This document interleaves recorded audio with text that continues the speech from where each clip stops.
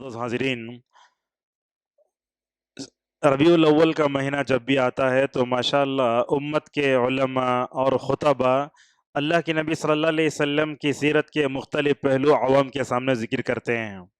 मैंने आपके सामने सबसे पहले सूरह जुमा की एक आयत पढ़ी। अल्लाह ताला रसूल सल्लल्लाहु अलैहि वसल्लम को दुनिया में क्यों भेजा, उसकी बिअसत के मकासद कई जगह बयान करता है। सूरह आराफ में जिक्र हुआ और यहाँ सूरह जुमा में भी जिक्र हुआ। रिवायतों में आता है रसूल सल्लल्लाहु अलैहि वसल्लम सूरह जुमा की नमाज़ पढ़ते थे। ये अल्लाह ताला फरमाता है कि हुवल्लज़ी बअस फ़िल उम्मीन रसूलन मिनहुम यतलू अलैहिम आयातिही व युज़क्कीहिम, वो वही है जिसने नाख़वानदा लोगों में से एक नबी को खड़ा किया। उसने क्या किया? यतलू अलैहिम आयातिही, वो लोगों को किताब पढ़ के सुनाता है, व युज़क्कीहिम, और उनको पाक करता है। तज़किया ये किसको कहते हैं हम आपको बता देते हैं। हमारे मुआशरे में मुख्तलिफ तहरीकें, तंजीमें, जमातें काम कर रही हैं। हर एक का अपना मनहज अलग है, हर एक के पास अल्फाज भी हैं। तज़किया नफ्स हम देखते हैं कि उम्मत के बाज़ तबक़ात में लफ्ज़ बोला जाता है, बाज़ लोग उसे बदल कर रूहानी तरबियत कहते हैं। हमारे पास सलफ़ी जो इस्तिलाह है एहतिसाब नफ्स, यानी अपना नफ्स का मुहासबा करना, जैसा कि अली रज़ी अल्लाह अन्हु कहते हैं हासिबु क़ब्ल अन तुहासबु, अल्लाह ताला तुम्हारा हिसाब लेने से पहले अपना हिसाब ले लो। अल्लाह यही कहता है या अय्युहल्लज़ीना आमनुत्तक़ुल्लाह वल तंज़ुर नफ्सुम मा क़द्दमत लिग़द, अल्लाह कहता है लोगो डरो अल्लाह से, कल के लिए तुमने क्या तैयार करके रखा है उसके बारे में सोच लो। यहाँ अमीन शनक़ीती रहमहुल्लाह एक बड़ा नुक्ता बताते हैं, माजी इंसान के इख्तियार में नहीं है, हाल भी उसके इख्तियार में नहीं है, मुस्तकबिल भी उसके इख्तियार में नहीं है। लिहाजा हमें हमेशा कल के आखिरत में अल्लाह की हशर की अदालत में खड़े होकर जवाब देने का एहसास हमेशा हमारे अंदर होना चाहिए।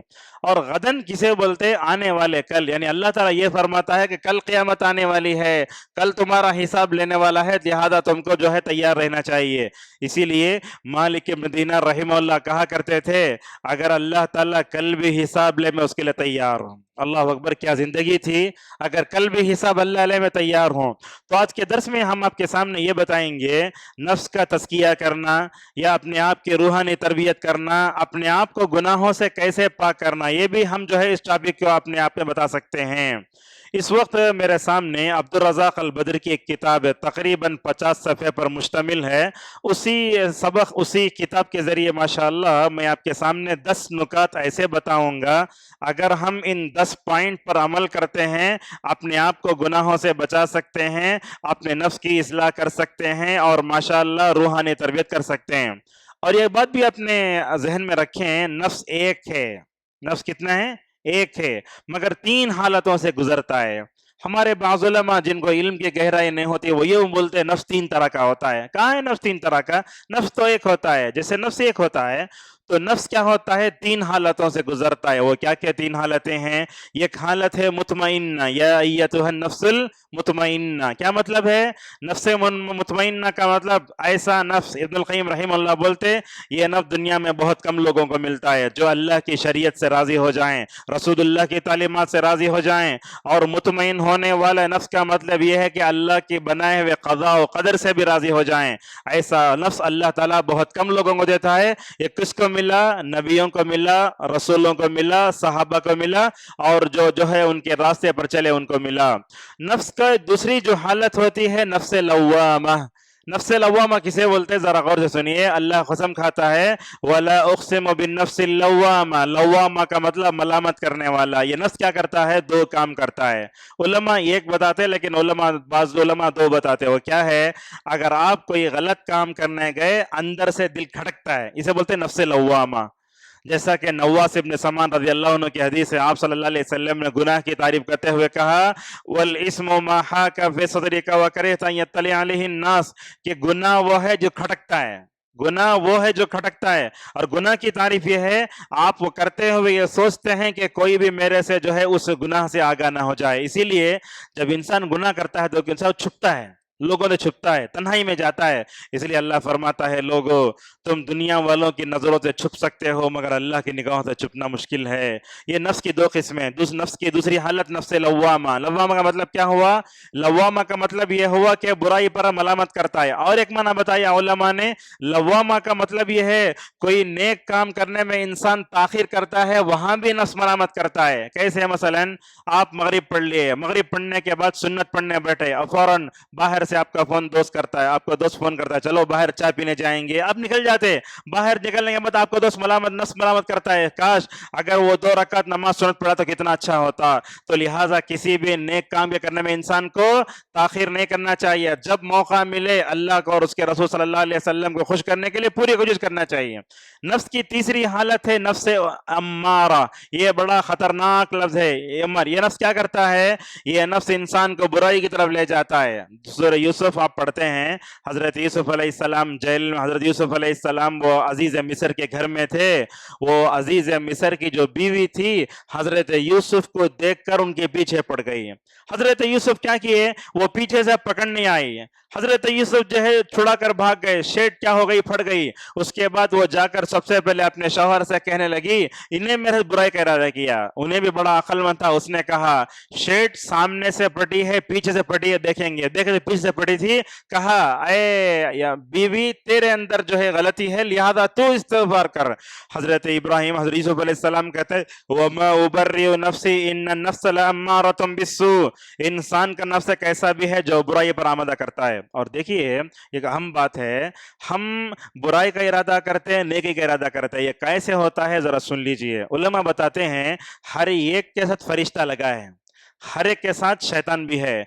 जब आप नेकी की तरफ जा रहे हैं तो ये समझो फरिश्ता आपको नेकी की तरफ रहनुमाई कर रहा है, और आप जब बुराई की तरफ जा रहे हैं तो क्या कर रहा है? शैतान। और आपका नफ्स क्या कर रहा है? उसकी तरफ ले जा रहा है। और अल्लाह तबारक व तआला कुरान में 2 जगह नफ्स की कसम खाया, कहा व नफ्सिन वमा सव्वाहा। सूरह शम्स पढ़ते ना, अल्लाह ताला 6 चीजों की कसम खा के फरमाता है, इस नफ्स के अंदर हमने नेकी भी डाली, बुराई भी डाली, मगर जो अपने नफ्स को पाक करने में कामयाब हो गया, दबाया, माशाअल्लाह वो कामयाब हो गया। और इस जगह फरमाता है कद अफलह मन तज़क्का व ज़करा अस्म रब्बिही फसल्ला। ये सूरत भी अल्लाह के नबी जुमा के दिन पढ़ते थे, ताकि के कामयाब हो गया वो शख्स जिसने अपने नफ्स का तज़किया किया है। देखिए 2 अल्फाज है, उलमा के लिए बहुत बड़ा मजा है इसमें। एक जगह अल्लाह फरमाता है कद अफलह मन ज़क्काहा, एक जगह फरमाता है कद अफलह मन तज़क्का। दोनों में क्या मतलब है? अल्लाह ताला 2 लफ्ज में 2 बातें बताता है। एक बात यह बताता है, लोगों अपने नफ्स की इस्लाह करना कोई मामूली नहीं है। जैसा कि उलमा बताते, सुफियान सौरी रहिमहुल्लाह कहते हैं, मैंने अपने नफ्स की इस्लाह के लिए 50 साल लगे। अल्लाह अकबर। नफ्स ऐसा नहीं। और कैसा बदलता? मतलब नफ्स, अल्लाह के नबी सल्लल्लाहु अलैहि वसल्लम, इंसान का दिल, इंसान की नीयत, इंसान नफ्स बदलने में देर नहीं लगती। अल्लाह के नबी सल्लल्लाहु अलैहि वसल्लम फरमाते हैं, देखो ये खुली जगह है, एक पर है, हवा आती है, ऊपर कैसे उड़ता है, इधर उधर जाता है, उसका कोई ठिकाना नहीं होता। इसी तरीके से इंसान का नफ्स भी ऐसे ही होता है। इब्नुल क़य्यिम रहमहुल्लाह बोलते हैं, इंसान का नफ्स कभी मुतमइन्ना बनता, कभी लव्वामा बनता, कभी अम्मारा बनता है, और ये नफ्स के बदलने में देर नहीं लगती। आपको बताता हूँ, अल्लाह के नबी सल्लल्लाहु अलैहि वसल्लम जब तक थे, आप सल्लल्लाहु अलैहि वसल्लम ने सहाबा के नफ्स की और सहाबा के दिलों की बड़ी बेहतरीन तरबियत फरमाई। इब्न मसूद रज़ी अल्लाह अन्हु का कौल है, उन्होंने कहा, अल्लाह ताला ने पूरी मखलूक में देखा तो सबसे बेहतरीन अगर किसी का दिल पाया तो वो रसूलुल्लाह सल्लल्लाहु अलैहि वसल्लम का दिल था। किसका दिल? रसूल सल्लल्लाहु अलैहि वसल्लम का दिल। अल्लाह के नबी के बाद अल्लाह ताला ने दुनिया में देखा तो अल्लाह के नबी के बाद दुनिया में सबसे अच्छा दिल किसी का पाया, वो हजरत सहाबा कराम का था। क्यों? नबी का दिल सबसे बेहतर दिल, नबी के बाद सबसे बेहतर किसका दिल? सहाबा का दिल। क्यों? इसलिए कि रसूल अकरम सल्लल्लाहु अलैहि वसल्लम अपने सहाबा की माशाअल्लाह रूहानी तरबियत करते थे, उनके नफ्स का तज़किया करते, बताते तुम्हारा नफ्स की कैसी हालत होना चाहिए। और अल्लाह के नबी जब तक थे माशाअल्लाह, अल्लाह के नबी सल्लल्लाहु अलैहि वसल्लम ने तरबियत जैसे की सहाबा इकराम की, वो सहाबा इकराम के दिलों का कैफियत, सहाबा इकराम का नफ्स माशाअल्लाह बड़ा अच्छा होता था। कैसे होता था? देखो एक वाक़े से आपको पता लगाते हैं। एक दिन हजरत हंजला एक सहाबी हैं, वो एक दिन क्या करते हैं, रसूल सल्लल्लाहु अलैहि वसल्लम के घर से बाहर निकलते हैं। वाक़या सुना होगा आपने। जैसे ही बाहर निकलते हैं, हंजला कहते हैं, हंजला حنزلہ منافق ہو گیا، حنزلہ منافق ہو گیا۔ اللہ اکبر۔ یہ ان صحابہ کا حال جن کو اللہ اور اس کے رسول نے دنیا میں جنت کی خوشخبری دی، بولتے ہیں منافق ہو گیا، منافق ہو گیا۔ ابو بکر نے فوراً پکڑا، حنزلہ کیا کہہ رہے ہو؟ بول رہے منافق ہو گیا۔ ابو بکر کیا کرے معلوم؟ حنزلہ کو پکڑ کے سیدھا رسول صلی اللہ علیہ وسلم کے پاس لے کر گئے، بولے یا رسول اللہ میں آپ کے گھر میں داخل ہو رہا تھا، حنزلہ باہر سے نکلے، حنزلہ یہ کہتے ہیں حنزلہ منافق ہو گیا۔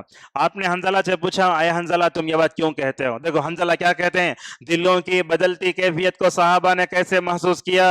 حنزلہ کہنے لگے یا رسول اللہ بات اصل میں یہ ہے، جب ہم آپ کے سامنے ہوتے ہیں آپ جنت کا ایسا نقشہ کھینچتے ہیں کہ ایسے معلوم ہوتا ہے کہ جنت کو ہم اپنی آنکھوں سے دیکھ رہے ہیں، جنت لائیو دیکھ رہے ہیں، اور آپ کے سامنے جب ہوتے ہیں جہنم کا ایسا خوفناک منظر آپ ہمارے سامنے پیش کرتے ہیں، ایسے معلوم ہوتا ہے کہ جہنم کو ہم آپ کے سامنے دیکھ رہے ہیں۔ کہہ رہے ہیں یا رسول اللہ آپ کے محفل میں ہوتا ہوں دل الگ ہوتا ہے، لیکن جیسے ہی آپ کی مبارک محفل سے اوجھل ہو جاتا ہوں اپنے بیوی بچوں میں چلا جاتا ہوں دلوں کی کیفیت بدل جاتی ہے۔ دیکھو اللہ کے نبی صلی اللہ علیہ وسلم تربیت کرتے تو وہاں ایک کیفیت الگ ہوتی، جیسے ہی اللہ کے نبی صلی اللہ علیہ وسلم کے صحابہ اپنے بیوی بچوں میں چلے جاتے تو کیا کہتے؟ دل بدل جاتا تھا۔ اس موقع پر نبی کریم صلی اللہ علیہ وسلم نے حضرت حنزلہ سے کہا اے حنزلہ یہ مجلسوں میں بدلتی دل کی کیفیت کو اگر تم محسوس کرنے لگو، اللہ کے نبی کے جملے، اگر مجلس کی وجہ سے تمہارے دلوں کی بدلتی کیفیت اگر محسوس کرنے لگو، یاد رکھو فرشتے راستوں میں کھڑے ہو کر تم کو سلام کر کے تم کو مصافحہ کریں گے۔ اللہ اکبر، کتنی بڑی بات رسول صلی اللہ علیہ وسلم نے بتائی ہے۔ اور آپ نے اس موقع پر حنزلہ سے کہا ساعتن ساعتن، اے حنزلہ اپنے نفس کی تربیت، اپنے نفس کی اصلاح یہ 1 گھنٹے میں نہیں ہوتی، 20 گھنٹے میں نہیں ہوتی، 1 مہینے میں نہیں ہوتی، سال میں نہیں ہوتی، بلکہ کہا اپنے نفس کی تربیت کرنے کے لیے سال سال لگ جاتے ہیں۔ اب آپ میرا درس سن رہے ہیں، آپ یہ چاہتے ہیں کہ آپ کا نفس بدلے، آپ کا دل بدلے، آپ اپنے نفس کے بارے میں، زندگی کے بارے میں، مقصد زندگی کے بارے میں سوچتے رہیں، تو اس کے لیے ماشاءاللہ بڑی لمبی تربیت کرنا پڑے گا۔ دیکھو نبی صلی اللہ علیہ وسلم کو، آپ صلی اللہ علیہ وسلم نے مکے میں بھی صحابہ کی تربیت فرمائی، مدینے میں صحابہ کی تربیت فرمائی۔ اب میں اپنے نفس کی اصلاح کے لیے ہمیں کیا کرنا چاہیے وہ بیان کرنے سے پہلے کچھ باتیں اور بتانا چاہتا ہوں۔ ہمارے پاس کیا ہوتا ہے، مختلف تنظیموں میں، تحریکوں میں نفس کا تزکیہ کرو، اپنے نفس کی اصلاح کرو، احتساب نفس کرو، زندگی کا مقصد سمجھو، تو لوگ کیا کرتے ہیں اپنے جماعت کے بانی کی لکھی ہوئی کتابیں پڑھ کے اپنے نفس کا تزکیہ کرنا شروع کر دیتے ہیں۔ یہی ہو رہا ہے، ہم دیکھتے ہیں۔ میں سمجھتا ہوں سلفی منہج کے علاوہ ہر منہج میں کہیں نہ کہیں نفس کی اصلاح اور اس کی تربیت کے بارے میں غلطیاں بہت ہیں۔ آج آپ دیکھتے ہیں یہ پیر و مرشد بیعت کرنے کا جو سلسلہ دنیا میں چلا ہے، یہ بھی تزکیہ نفس کے نام پر دنیا میں آیا۔ وہ کیا کرتا ہے، وہ پیر جو بولتا ہے وہ سنتے ہیں لوگ، وہ پیر کیا بولتا ہے، ہو 1000 مرتبہ پڑھو۔ اب دیکھو ہمارے مساجد میں دیکھتے ہیں، بعض یوٹیوب وغیرہ میں دیکھا ہوگا، مسجد میں انسان ناچ رہا ہے، ٹوپی پہنا، جبہ پہنا ہے، وہ ناچتا ناچتا بولتا ہے میرے جسم میں اللہ آ گیا ہے۔ اللہ اکبر، یہ تزکیہ نفس کے نام پر ہو رہا ہے۔ ایک طرف ہم دیکھتے ہیں تزکیہ نفس کے نام پر صوفیہ نے، شیعہ نے، بدعتیوں نے پتہ نہیں کیا کیا کیا۔ اب دیکھو ہمارے پاس نماز ہوتی ہے، نماز کے بعد ماشاءاللہ ہمارے مجلس میں اجتماعی دعا نہیں ہوتی، کچھ لوگ کیا کرتے ہیں نماز کے بعد ہاتھ رکھ لیتے ہیں، یہ کون سکھائے، فلاں پیر بولے، اور بعض لوگ اپنے ہاتھ کو یہاں رکھ لیتے ہیں۔ اب وہ ان کا پیر کیا کرتا ہے، 1 ہفتے کے بعد اور اپڈیٹ ہوتا، بولتا ہے گنڈی کھول کے اندر ہاتھ رکھو۔ چل رہے ہیں تزکیہ نفس کے نام پر چل رہا ہے، اور کیا کرتے ہیں لوگ ہاتھ رکھ کے ایسا ایسا کرتے ہیں۔ یہ سب طریقے کہاں سے آ گئے؟ کیا یہ نفس کے طریقے اللہ کے نبی صلی اللہ علیہ وسلم نے امت کو سکھائے؟ اگر آپ ان کو بولے تو لوگ کیا کرتے، انہوں جانے تک لوگ مسجد میں دیکھتے رہتے، انہیں نظر جاتے ہی بولتے ہمارے علماء، اکابر علماء ہم نہ تلقین کریں، یہ کام کو ہم نہیں چھوڑیں گے۔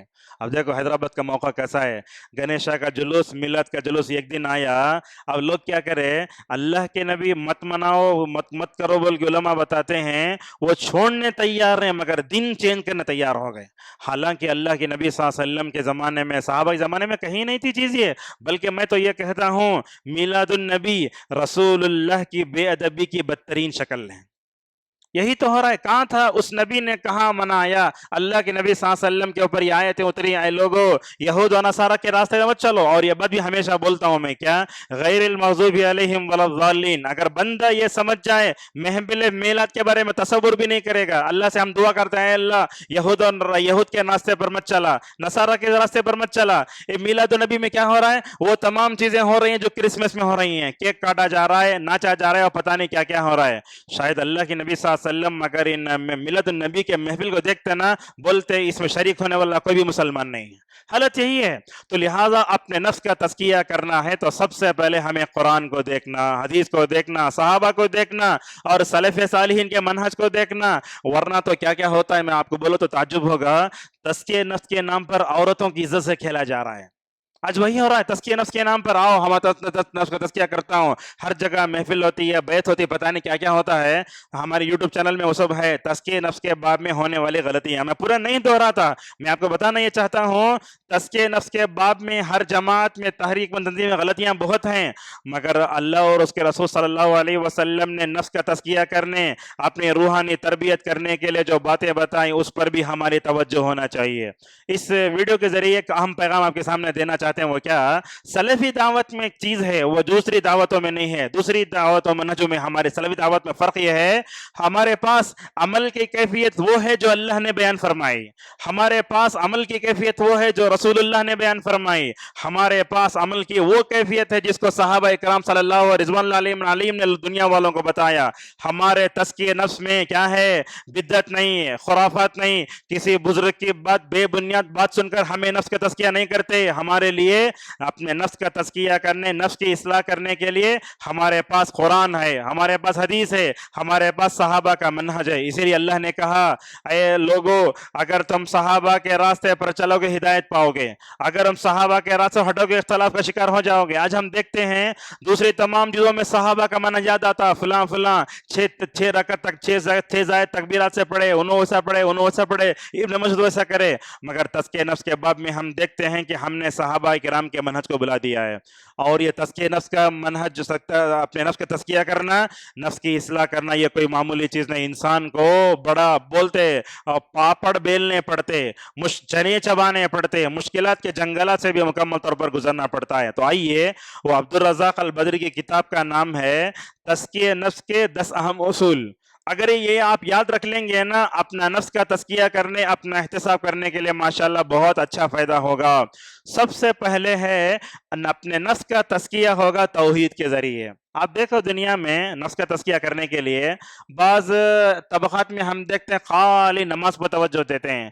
بعض لوگ ہیں نفس کا تزکیہ کرنے کے واسطے خدمت خلق پر توجہ دے رہے ہیں. مگر تزکیہ نفس میں اگر ہم دیکھتے ہیں تو سب سے پہلے توحید ہی غائب ہے. انبیاء علیہم الصلوۃ والسلام کو اللہ نے کیوں بھیجا؟ توحید دے کر بھیجی. اللہ فرماتا ہے وَلَقَدْ بَعَثْنَا فِي كُلِّ أُمَّةٍ رَسُولًا أَنِ اعْبُدُوا اللَّهَ وَاجْتَنِبُوا الطَّاغُوتَ. ہم نے تاریخ کے مختلف ادوار میں دنیا میں ہم نے کیا کیا؟ رسولوں کو بھیجا. وہ آ کر کیا کرے؟ یہ کہ اللہ کی عبادت کرو اور اس وقت کسی کو شریک نہ کرو. ہر نبی نے یہی دعوت دی.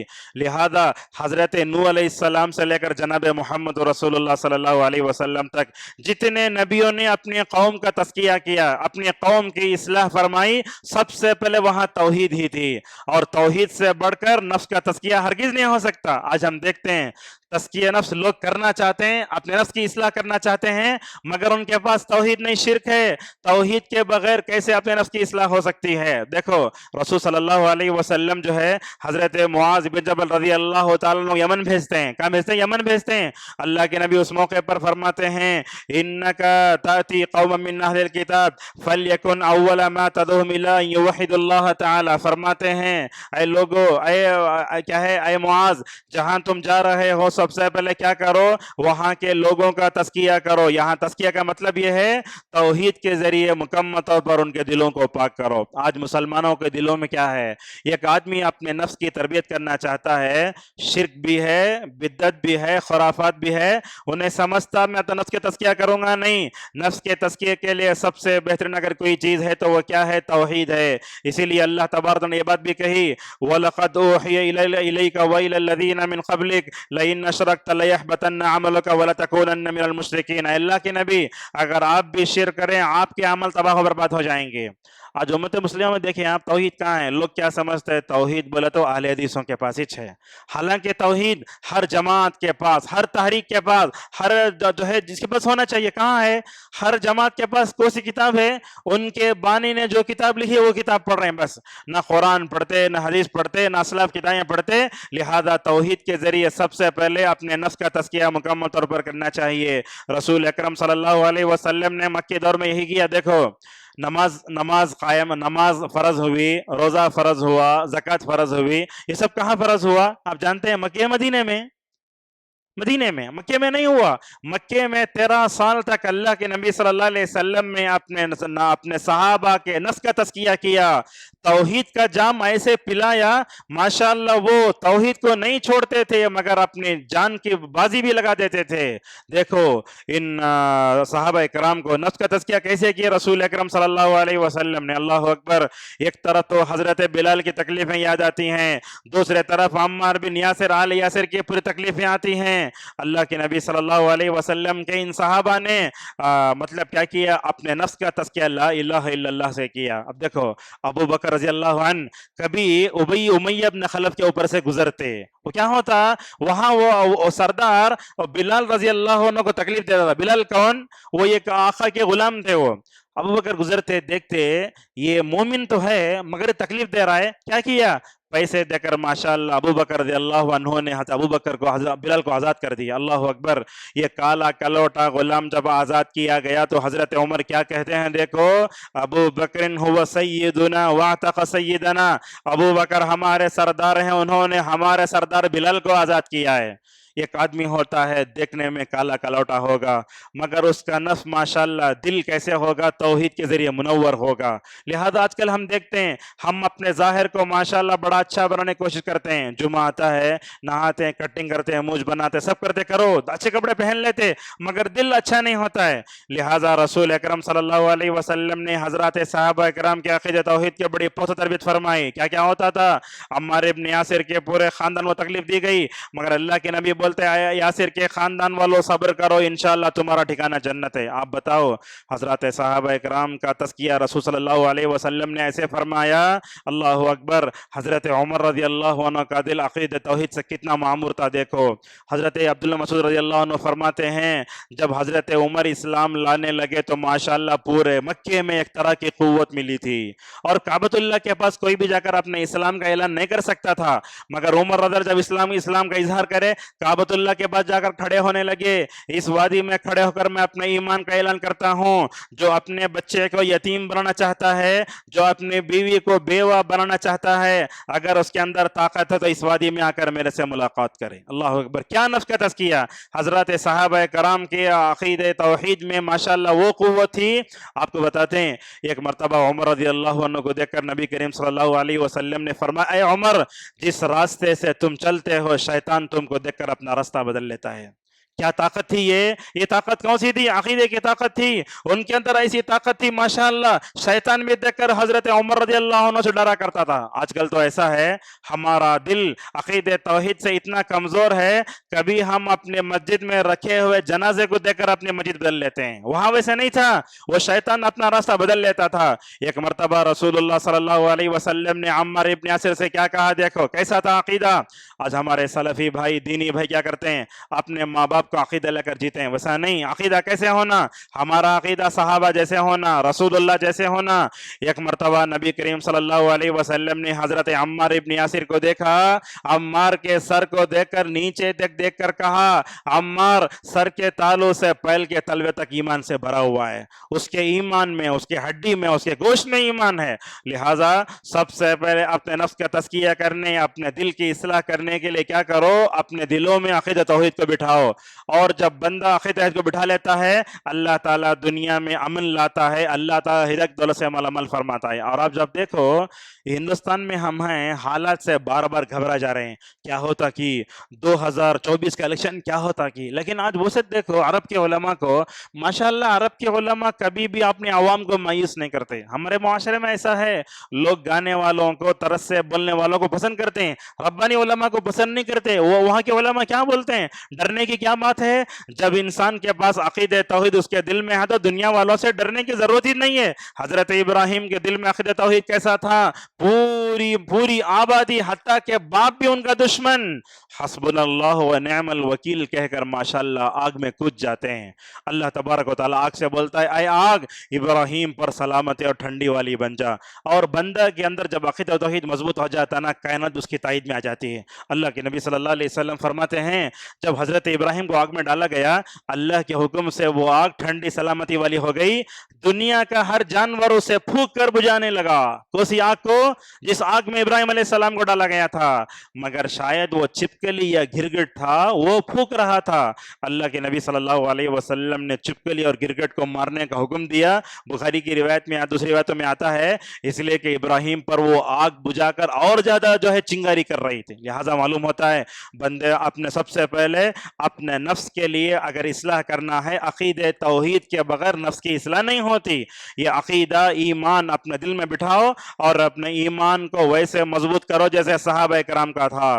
اپنے نفس کی اصلاح کے لیے ہمارے پاس جو دوسرا بڑا بہترین چیز ہے وہ دعا کرنے کا ہے۔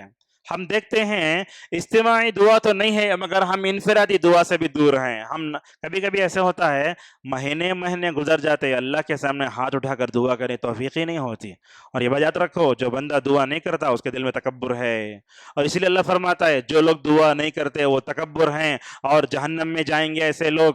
دعا عبادت ہے۔ دیکھو آپ اگر میرے پاس 10 روپے پوچھے میں آپ کو غصہ کروں گا، لیکن اللہ کے پاس نہ پوچھنے سے غصہ آتا ہے۔ اللہ کے نبی فرماتے ہیں بندہ جب دعا کرتا ہے تو ہوتا کیا ہے، اللہ تبارک و تعالیٰ اس کے ہاتھ کو خالی ہاتھ لوٹانے سے شرماتا ہے۔ لہٰذا ہمارے 24 گھنٹے نہ گزریں ہم ضرور دعا کریں۔ اللہ نے خود کہا تم دعا کرو، میں قریب ہوں، میں تمہاری دعا کو قبول کروں گا۔ لہٰذا دعا کرنا بڑا بہترین ہے۔ اللہ نے کئی جگہ اس کی طرف مکمل طور پر اشارہ فرمایا۔ اور یاد رکھو دعا بڑی اتنی بہترین چیز ہے کہ بندہ اپنے نفس کی اصلاح کے لیے دعا کر سکتا ہے۔ ہم ہاتھ اٹھاتے ہیں اللہ کے سامنے پتہ نہیں کیا کیا پوچھتے ہیں، لیکن کبھی اپنے نفس کی اور کبھی اپنے دل کی اصلاح کے لیے بندے کو دعا کرنا ہے۔ کچھ دعائیں آپ کو بتاتے ہیں اس وقت میں۔ حضرت زید بن ارقم رضی اللہ عنہ کہتے ہیں کہ رسول اکرم صلی اللہ علیہ وسلم یہ دعا پڑھتے تھے اللہم آتی نفسی تقواہا، اے اللہ تم میرے نفس میں اس کا ڈر ڈال دے، وزکیہا انت خیر من زکاہا، اے اللہ تو نفس کو پاک کر اور تیرے سے زیادہ پاک کرنے والا اور کوئی نہیں ہے، انت ولیہا تو اس کا دوست ہے، تو اس کا نگران ہے۔ اس دعا کو ذکر کرنے کے بعد علماء کہتے ہیں کہ دعا ہمیشہ پڑھنا چاہیے۔ میں آپ کو نصیحت کرتا ہوں فرض نمازوں میں تو نہیں پڑھ سکتے، نفل نمازوں میں دعا سجدے میں پڑھو، اور خصوصاً جب آپ تہجد میں رہتے اس وقت اس دعا کا اہتمام کرو۔ اور اسی طریقے سے میں نے آپ کے سامنے وہ گفتگو کے آغاز میں وہ حدیث پڑھی تھی، حضرت انس اور ام سلمہ رضی اللہ عنہما کہتے ہیں اللہ کے نبی صلی اللہ علیہ وسلم کو یہ دعا ہمیشہ پڑھتے ہوئے دیکھے، یا مقلب القلوب ثبت قلبی علی دینک۔ دونوں نے کہا یا رسول اللہ آپ یہ دعا کیوں زیادہ پڑھتے ہیں؟ تو اللہ کے نبی نے فرمایا دیکھو انسان کا دل اللہ تعالیٰ کی 2 انگلیوں کے درمیان میں جیسے چاہتا ہے وہ پھیرتا ہے۔ صحابہ نے کہا یا رسول اللہ ہم آپ پر ایمان لائے، آپ کی شریعت پر ایمان لائے، آپ کی اتاری ہوئی کتاب پر ایمان لائے، کیا آپ کو ہمارے دلوں کے بدل جانے کا ڈر ہے؟ کون پوچھ رہے ہیں؟ یہ صحابہ کرام پوچھ رہے ہیں۔ اللہ کے نبی کہتے ہیں ہاں۔ اللہ اکبر۔ یہاں دیکھو اگر نبی کو صحابہ کے دلوں کے بدل جانے کا ڈر ہے، 1445 سال گزرنے کے بعد ہمیں اپنی نفس اور اپنے دل کی اصلاح کے لیے مکمل طور پر سوچنا چاہیے۔ دل ایسے نہیں بدلتے، دل بہت جلد بدلتے ہیں۔ کیسے بدلتے ہیں دیکھو، حضرت انس رضی اللہ عنہ رسول صلی اللہ علیہ وسلم کے خادم، انہوں نے 10 سال تک ماشاءاللہ آپ کی خدمت کی تھی۔ جب نبی صلی اللہ علیہ وسلم کو دفن کر دیا گیا، دفن کر کے واپس ہوئے حضرت انس رضی اللہ عنہ، اللہ کے نبی کی وفات کا سب سے زیادہ صدمہ اگر کسی کو ہوا وہ آپ کی چہیتی بیٹی فاطمہ کو تھا۔ اللہ اکبر، کیا روتے روتے نڈھال ہو گئیں، بلکہ اس غم سے اللہ کے نبی کے 6 مہینے کے بعد اللہ کو پیاری ہو گئی۔ وہ حضرت انس سے پوچھتی ہیں یا انس کیف طابت انفسکم ان تحسوا التراب علی وجہ رسول اللہ صلی اللہ علیہ وسلم۔ یہ جملہ اگر میں اردو میں بولوں تو دل روئے گا۔ کیا بولنے لگے انس کیسے تمہیں یہ دل ہوا رسول اللہ صلی اللہ علیہ وسلم کے مبارک چہرے پر مٹی ڈالو؟ कैसे दिल हुआ तुम्हें? वो पूछने के बाद कहते हैं हज़रत अनस रजी अल्लाह अन्हु, अल्लाह के नबी सल्लल्लाहु अलैहि वसल्लम जब तक दुनिया में जिंदा थे हमारे दिल की कैफियत कुछ और थी, मगर अल्लाह के नबी को हमने दफन कर दिया, दफन करके वापस आने हमारे दिल बदल गए। ये दिलों की बदलते कैफियत को महसूस करो। आप इस तकरीर में बैठे हैं, आपकी दिल कैफियत अलग है। जैसे ही मस्जिद के दरवाजे के बाहर गए, दुनिया का हमला होता, बीवी की मोहब्बत का हमला होता, खाने का मजा होता, बच्चे की मोहब्बतें आती है, तो हम क्या करते हैं, उन तमाम मोहब्बतों में इसको भूल जाते हैं। इसीलिए देखो रसूल अकरम सल्लल्लाहु अलैहि वसल्लम मस्जिद में दाखिल होते हुए दुआ पढ़ते, ऐ अल्लाह मैं जो है शैतान से पनाह मांगता हूँ। और नसाई की रिवायत में आता है कि मस्जिद में जाते हुए ये फिर दुआ पढ़ना चाहिए, बिस्मिल्लाह वस्सलातु वस्सलामु अला रसूलिल्लाह अल्लाहुम्मा इग़फिर ली ज़ुनूबी अल्लाहुम्मा इन्नी अस्अलुका मिन फ़ज़लिक। यहाँ तक तो आप पढ़ रहे हैं, लेकिन ये दुआ छूट रही है जो नसाई की सही रिवायत में है। अल्लाह के नबी सल्लल्लाहु अलैहि वसल्लम मस्जिद से बाहर जाते तो बोलते, अल्लाहुम्मा सिमनी मिनश शैतानिर रजीम, ऐ अल्लाह तो मुझे शैतान से बचा ले। क्या है, जब आप मस्जिद में दाखिल होते हैं, आपका नफ्स, आपका दिल माशाअल्लाह बड़ा अच्छा होता है, दीन पर अमल करने का जज्बा आता है, अल्लाह का खौफ आता है यहाँ। इसीलिए रसूल अकरम सल्लल्लाहु अलैहि वसल्लम एक हदीस में कहते हैं, अल मस्जिदु बैतु कुल्लि तकी, ये मस्जिद क्या है, मुत्तकी लोगों का घराना है। जब तक आप मस्जिद में होते हैं अल्लाह का डर होता है, दिल अमल करने का जज्बा होता है। कभी कभी तो ऐसे होता है तकरीर करने वाला माशाअल्लाह आलिम बाअमल हो, कभी कभी लोगों की आंखों से आंसू जारी हो जाते हैं। यही तो बात थी रसूल अकरम सल्लल्लाहु अलैहि वसल्लम के वास की। आप तकरीर फरमाते तो क्या होता, इरबाद इब्न सारिया रज़ी अल्लाह अन्हु कहते हैं रसूल अकरम सल्लल्लाहु अलैहि वसल्लम ने एक मरतबा तकरीर फरमाई, उस तकरीर को देखकर ऐसे लग रहा था कि आपकी तकरीर है। अल्लाह के नबी की तकरीर में, आपके वाज में, आपके खुतबे में दो बातें नोट की, वो दो बातें दुनिया के किसी खतीब में जमा नहीं हो सकती। एक बात तो यह है, अल्लाह के नबी सल्लल्लाहु अलैहि वसल्लम जब तकरीर फरमाते लोगों में डर पैदा हो जाता, खबर के बारे में गुफ्तगू करते तो सहाबा धाड़े मार के रोते। एक तो ये, दूसरा रसूलुल्लाह सल्लल्लाहु अलैहि वसल्लम की जो है इन तकरीरों में दूसरी बात ये थी, अल्लाह के नबी जब गुफ्तगू करते तो हजरत सहाबा कराम की आंखों से आंसू आ जाते। लिहाजा हमें अपने जाहिर से बढ़ के अपने दिल की तरफ मुकम्मल तौर पर तवज्जो देने की जरूरत है। इसी तरीके से रसूल अकरम सल्लल्लाहु अलैहि वसल्लम अल्लाह तबारक व तआला से हमेशा दुआएं करते थे। लिहाजा हम सबको भी हमेशा मुकम्मल तौर पर अल्लाह तबा दुआ करते रहना चाहिए। और ये देखो दिल इंसान का बड़ा बदलते रहता है, जैसा कि वो खुतबे में आता है, वमन युद्लिल्लाहु फला हादिय लहु वमन यहदिल्लाहु फला मुदिल्ल लहु। अल्लाह जिसको हिदायत दे उससे कोई गुमराह नहीं कर सकता, और अल्लाह ताला जिसको गुमराह कर दे उसको कोई हिदायत नहीं दे सकता। तो सबसे पहले मैंने आपके सामने बताया, बंदे को अपने नफ्स की इस्लाह के लिए अकीदे तौहीद पर तवज्जो देना चाहिए। दूसरा, अपने नफ्स की इस्लाह के लिए क्या करना, बंदे को दुआ करना चाहिए। दुआ के लिए हाथ उठा भी सकते, नहीं भी उठा सकते, मगर दुआ की कबूलियत के जो औकात हैं उन औकात में हमेशा दुआ करते रहना चाहिए। दुआ के औकात कब कब हैं, हल्का इशारा करते हैं, अज़ान के वक्त दुआ कबूल होती है, अज़ान होती रहती है। एक हदीस में आता, जैसे ही अज़ान होती आसमान दरवाजे खुल जाते हैं। अल्लामा अलबानी हदीस जिक्र करते हैं, जैसे अज़ान हुई द्वार दरवाजे खुल गए। अज़ान और इकामत के दरमियान में सालेह फौजन से पूछा गया, अज़ान और इकामत के दरमियान में कुरान पढ़ो, दुआ करो, दुआ करो। और उसी तरीके से हर फर्ज नमाज के बाद उसके लिए हाथ उठाना, बाज लोगों देखते नमाज होते ही अज़कार कुछ भी नहीं पढ़ दुआ करते, ये गलत है। ये तो हर फर्ज नमाज के बाद कभी हाथ उठाकर दुआ करो, कभी हाथ उठाए बगैर दुआ करो। इसी तरीके से दुआओं की कबूलियत के औकात में तहज्जुद का वक्त है, तहज्जुद की पाबंदी करो, ये बड़ा अच्छा है। रात में अल्लाह के नबी सल्लल्लाहु अलैहि वसल्लम से पूछा गया दुआ कब ज़्यादा कबूल होती है, तो बोलने लगे दुआ रात के आखिरी हिस्से में कबूल होती है। एक मिसाल देता हूँ, हज़रत अब्दुल्लाह इब्न अब्बास रज़ी अल्लाहु अन्हुमा रसूल अकरम सल्लल्लाहु अलैहि वसल्लम चाचाजाद भाई, अल्लाह के नबी के इंतकाल के वक्त इनकी उम्र 13 साल की है। इनकी एक खाला है मैमूना जो रसूलुल्लाह की बीवी है। गौर से सुनिए, अब्दुल्लाह इब्न अब्बास रसूलुल्लाह के चाचाजाद भाई, उनकी जो खाला मैमूना रज़ी अल्लाहु अन्हा है वो रसूलुल्लाह की बीवी हैं। एक दिन अब्दुल्लाह इब्न अब्बास कहते हैं, मैं ये जानने की कोशिश में था कि रसूलुल्लाह की रात कैसे गुजरती है, तो मैं गया, जब देखता हूँ कि नबी करीम सल्लल्लाहु अलैहि वसल्लम सुबह रात में उठते हैं, सबसे पहले मिसवाक करते हैं, मिसवाक करने के बाद आसमान की तरफ देखकर सूरह आले इमरान की 10 आयतें पढ़ते हैं। उसके बाद हजरत अब्दुल्ला इब्न अब्बास कहते हैं, अल्लाह के नबी सल्लल्लाहु अलैहि वसल्लम पहले मिसवाक करे, आसमान की तरफ देख कर 10 आयतें पढ़े, अल्लाह के नबी खड़े हो गए। मैं समझने लगा कि रसूलुल्लाह को पानी की जरूरत है। क्या किया ये बच्चा, अहद नबूवत का छोटे सहाबा में शुमार होता है, इनका پانی لوٹے میں لا کے رسول اللہ کے سامنے رکھے۔ اللہ کے نبی نے دیکھا میری رات کیسے گزرتی، تہجد میں کیا کرتا ہوں، میں کیا کیا کرتا ہوں، اس چھوٹے بچے کے اندر سنت کو جاننے کا وہ جذبہ اور ولولہ دیکھا، آپ نے اس موقع پر چھوٹے بچے کو اپنے سینے سے لگا لیا۔ اللہ اکبر، چھوٹے سے بچے کو سینے سے لگا لیا، اور آپ صلی اللہ علیہ وسلم نے اس چھوٹے سے بچے کے حق میں دعا فرمائی، اے اللہ تو اسے دین کا علم دے، اے اللہ تو اس کو قرآن کا مفسر بنا دے۔ اللہ اکبر، دعا کب کیا آپ نے؟ ایک دم ایسے وقت پر جب اللہ تعالیٰ دنیاوی آسمان پر نزول فرماتا ہے۔ اللہ اکبر، اس دعائے نبوی کا اثر ایسے ہوا، صحابہ کرام میں قرآن کا مطلب سب سے زیادہ جاننے والے جو صحابہ تھے اس میں عبداللہ ابن عباس رضی اللہ عنہما بھی ہیں۔ اللہ اکبر، وقت کے خلیفہ ہو کر حضرت عمر رضی اللہ عنہ اس بچے سے پوچھتے ہیں، اے ابن عباس کیا تم اس بارے میں جانتے؟ ایک دن سب بیٹھے ہیں، بات ہو رہی ہے، ایک دن سب بیٹھے ہیں، بدری صحابہ بڑے بڑے 50 60 سال کے سب بزرگ صحابہ، ان بزرگ صحابہ کے درمیان میں ایک نوجوان صحابی بیٹھے ہیں۔ تو اللہ کے نبی صلی اللہ علیہ وسلم پر آیت اتری، اذا جاء نصر اللہ والفتح، جب یہ سورت اتری تو حضرت ابو بکر رونے لگے، حضرت عمر خوش ہونے لگے۔ یہ کیا ہے؟ ابو بکر رو رہے ہیں، حضرت عمر خوش ہو رہے ہیں۔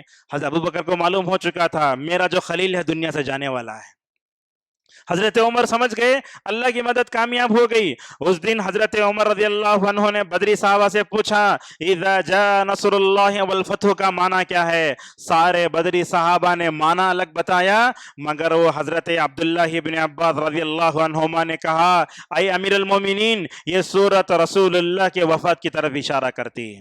حالانکہ اب حضرت عمر وقت کے خلیفہ، اس وقت حضرت عمر نے ابن عباس کی طرف متوجہ ہو کر فرمایا یہ تم نے یہ بات جو کہی کہ یہ سورت وفات نبوی اور رحلت نبوی کی طرف اشارہ کرتی ہے، یہ بات سب سے پہلے میں تمہارے سامنے سنتا ہوں، لہذا ہم سب کو اپنے نفس کا تزکیہ کرنے کے لیے دعاؤں کا اہتمام کرنا چاہیے۔ اور دعا ایسا ہے انسان کے دل پر بڑا اچھا اثر چھوڑتی ہے۔ آپ کبھی سخت دل ہوتا نا، دعا کرو، اور میرا اپنا تجربہ ہے، کبھی دعا میں آپ کو اپنے اللہ تعالیٰ سے محبت پہ رونا آیا، کبھی اپنے گناہوں پر رونا آیا، ویسے موقع پر زیادہ رو لینا، اس لیے کہ یہ موقع بہت کم ملتے ہیں، جلد چھن جاتے ہیں۔ لہٰذا اپنے نفس کے تزکیے کے لیے مکمل طور پر ہمیں دعاؤں کا اہتمام بھی کرنا چاہیے۔ اسی طریقے سے اپنے نفس کا تزکیہ کرنے کے لیے قرآن کریم کی مکمل طور پر ہمیں مطالعہ کرنا چاہیے۔ دیکھو ہمارے پاس ہوتا کیا ہے، سوشل میڈیا آیا، واٹس ایپ آیا، فیس بک آیا، انسٹاگرام آیا، یوٹیوب آیا، لوگ کیا ہو رہے ہیں، ان تمام چیزوں کو رکھ کر دین سے دور ہو جا رہے ہیں۔ ایک بات بھی آپ کو بتاتے ہیں، علماء دور دور سے آتے تقریر کرنے، اپنے علم کی زکوٰۃ نکالنے کے واسطے، لوگ کیا کرتے ہیں، لائیو دیکھ لیں گے بولتے ہیں۔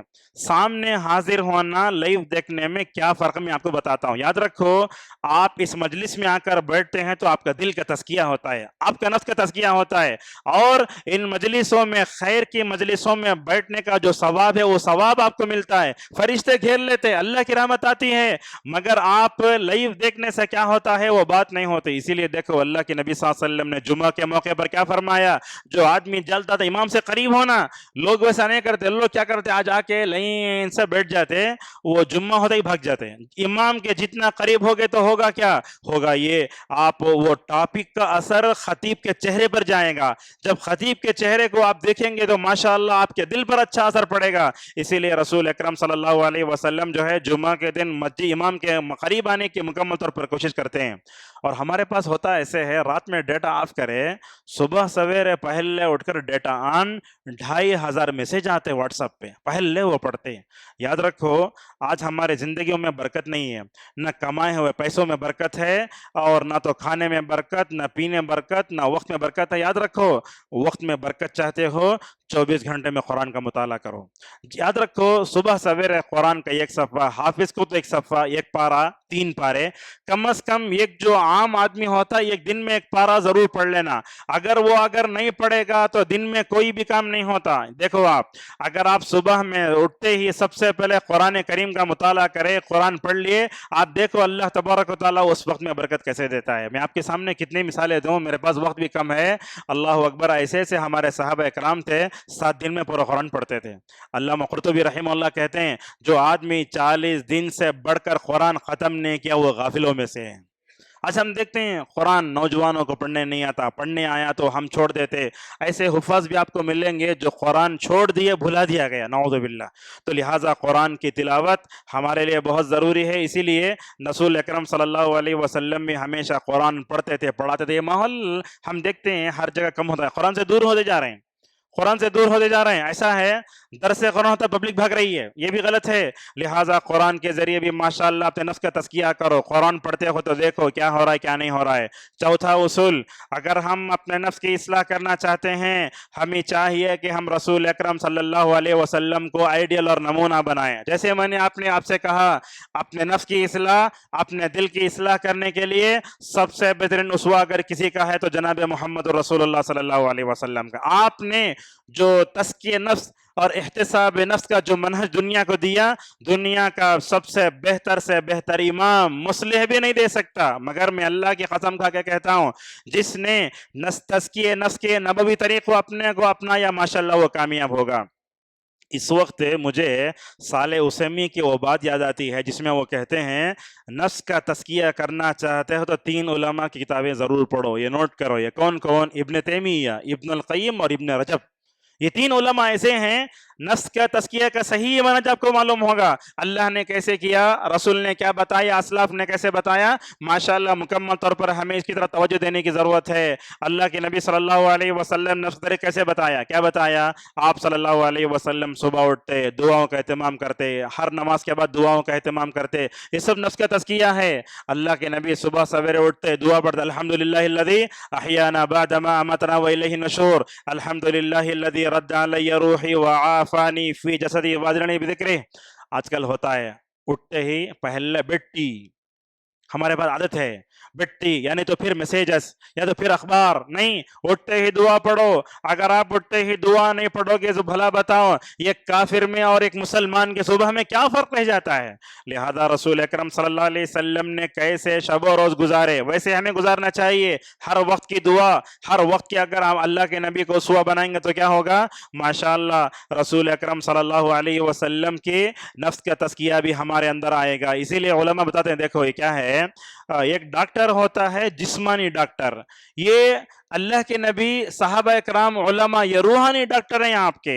میں ابن تیمیہ کی کچھ مثالیں میں آپ کے سامنے دینا چاہتا ہوں. ماشاءاللہ وہ بھی اہل حدیث تھے، سلفی تھے، مگر اپنے نفس کا تزکیہ بڑا بہترین انداز سے کرتے تھے. بولتے ابن القیم رحمہ اللہ، میرے استاد کو میں نے دیکھا نماز فجر کے بعد وہیں بیٹھے رہتے، پڑھتے رہتے.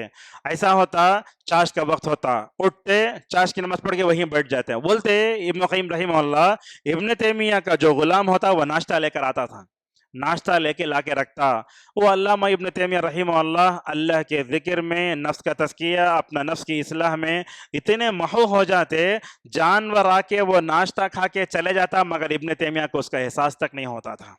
ابن القیم پوچھتے ہیں، شیخ یہ کیسے تمہارے اندر؟ بولتے اللہ کے ذکر میں جو مزہ اور لذت ہے، اس بھوک نے مجھے اس بھوک کو مٹا دیا ہے. رمضان میں یہی ہوتا ہے. رمضان میں کیا ہوتا؟ ہم اپنے نفس کا تزکیہ کرتے ہیں، اپنے نفس کو اور اپنے دل کو ماشاءاللہ پاک کرتے ہیں روزے کے ذریعے. لہذا ہمیں رسول اکرم صلی اللہ علیہ وسلم کا نفس کا تزکیہ کرنا چاہیے. ابھی تھوڑی دیر پہلے آیا، نفس کا تزکیہ ہوتا ہے قرآن سے. میں آپ کو بتاتا ہوں، ابن تیمیہ کے ایک شاگرد ہیں ابن عبد الحادی رحمہ اللہ، وہ بتاتے ہیں میرے استاد ابن تیمیہ کو جیل میں ڈالا گیا. واقعہ سنیے، میرے استاد ابن تیمیہ کو جیل میں ڈالا گیا. جب جیل میں چلے گئے تو جاتے ہوئے بولے الحمدللہ. کیوں؟ اس لیے کہ وہاں جانے کے بعد اللہ سے تعلق اور دین کی خدمت کا موقع ملے گا. لہٰذا مورخین لکھتے ہیں ابن تیمیہ کو جب جیل میں ڈالا گیا، جیل کی پوری دیواروں کو لکھ کر ماشاءاللہ پورا بھرا دیا. اللہ اکبر. ابن تیمیہ نے جیل میں 80 مرتبہ قرآن ختم کیا. شاید زندگیوں میں اب تک 80 مرتبہ ہمیں قرآن نہیں پڑھے ہوں گے. اللہ اکبر. جیل میں 80 مرتبہ قرآن پڑھنا یہ بہت بڑا مجاہدے کا کام ہے.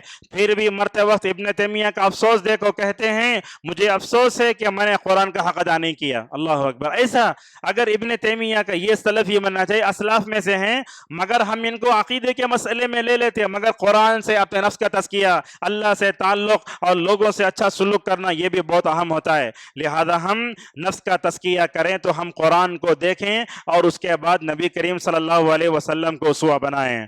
نبی کریم صلی اللہ علیہ وسلم کو اسوہ بنانے کے بعد صحابہ کو اسوہ بنانا کیسا؟ آج کل ہم دیکھتے ہیں کیرلا وغیرہ میں ہوتا ہے نماز کے بعد سب لوگ مل کر ہو لا الہ الا اللہ سبحان اللہ ڈلتے رہتے ہیں.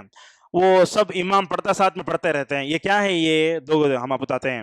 کوفہ میں حضرت عبداللہ مسعود رضی اللہ عنہ ایک مسجد میں داخل ہوئے. کون؟ ابن مسعود. وہاں گیا تو دیکھ رہے ہیں بیٹھ کے کیا کر رہے ہیں؟ سبحان اللہ بول رہا ہے، کنکری پھینک رہا ہے. سبحان اللہ بول رہا ہے، کنکری پھینک رہا ہے. اور ہمارے حضرت صحابہ کرام کیسے بدعت دیکھے تو مٹا دیں گے، وہ مٹانے کے واسطے اپنی جان بھی دینے تیار ہو جاتے. حضرت صحابہ کرام ویسے تھے. جا کر بولنے لگے اے لوگوں کیا کر رہے ہو؟ بولے ہم ذکر کر رہے ہیں. بولے حضرت عبداللہ مسعود رضی اللہ عنہ اے کوفے کے لوگوں تمہیں کیا ہو گیا ہے؟ ابھی دنیا سے رسول اللہ کو جائے ہوئے کوئی لمبا موقع نہیں گزرا، آپ کا جھبا بھی ابھی بوسیدہ نہیں ہوا، مگر یہ ذکر کی نئی بدعت تم کیا ایجاد کر رہے ہو؟ وہ کنکرے لے کر جو وہ اللہ اکبر سبحان اللہ بول رہے تھے، وہ کنکریاں لے کر وہ سارے صوفیوں کو مار کر ماشاءاللہ مسجد سے باہر بھگایا. آج دیکھو ذکر کے بارے میں کیا کیا بدعتیں ہوتی ہیں. لوگ بولتے ہیں یا سلام 313 مرتبہ پڑھتے نیند آ جاتی ہے.